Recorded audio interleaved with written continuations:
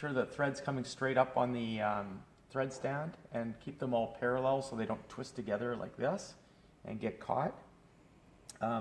When you're changing threads, you can actually tie a knot and pull the thread through, so you won't have to do this. But if you break a thread, you will manually have to thread this. So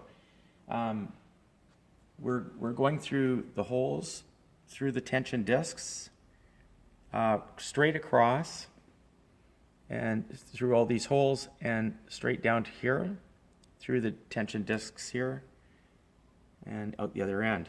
This piece here can flip up for easy threading, and I can come right across, and if I'm lucky, sometimes I can shoot straight through to the other hole.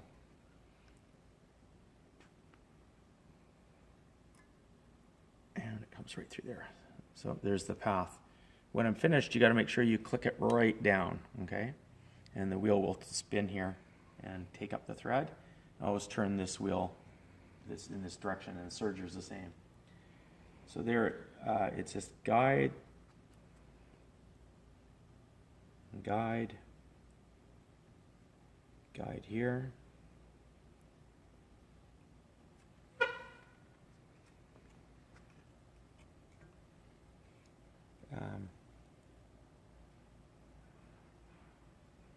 One guide underneath. Then I'm going to draw the looper back here. We always thread the lower looper first, then needles, and then the upper sweeper looper last.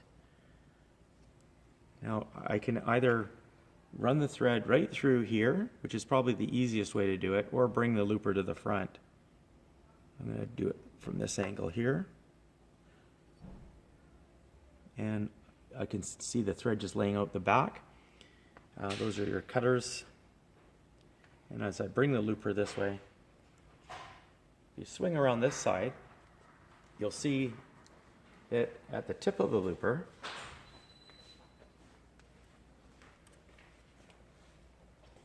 the looper thread comes out right here.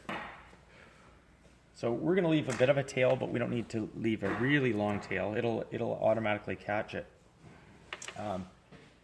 The second part is threading the needles, and again I've got them all coming down parallel. I can now close the cover. Don't need that cover open. I can close this cover. Oops, I forgot one spot here. So because I forgot this one spot, I'm not going to rethread it. I'm just going to tie a knot on like I would if I was rethreading a different color anyways. So I missed that one spot here.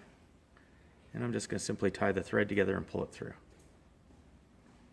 That's what you'd normally want to do with all your threads. Voila. And over here, I just pull it straight through. Just leave the tail out the side. Then I want to bring the needles up here. This guard wraps around here, and it can come off. This guard here can adjust and or come off. Sometimes it causes fabric to pucker to have that guard on. So I'm going to just take, first of all, my right needle, and you'll see that the threading comes through these little tiny tension discs and through the needle clamp holes.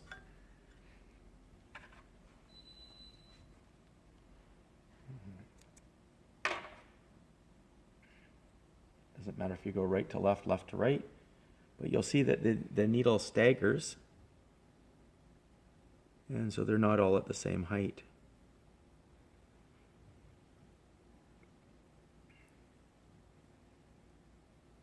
Okay, I'm just going to pull that off to the side, like that. Needle holding screws are just above that.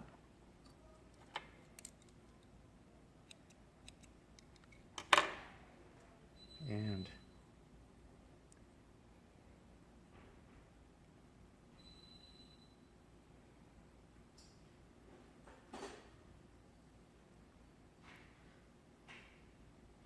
that's two. Whoops. Okay. Third one. If you want to release the tensions too, you can actually lift the foot up, or just give that a pull like that and pull the tensions. Again, we want to make sure that this is all parallel. So when I pull the threads later through all these guides, that also flips up there. They're all parallel and not twisted together. And the very last one is here.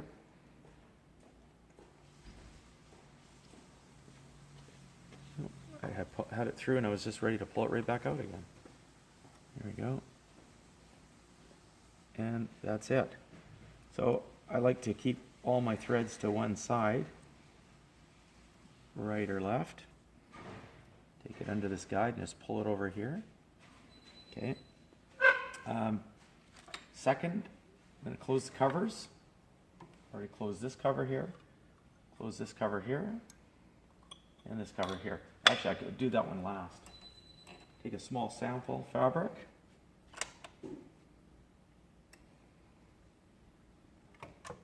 Lift the pressure foot.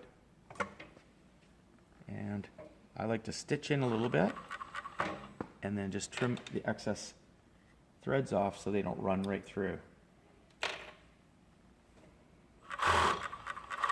And by doing this, it will automatically have caught the looper thread, and now I can close this cover here. Just didn't want to trap the thread in that cover. And lift. Cut.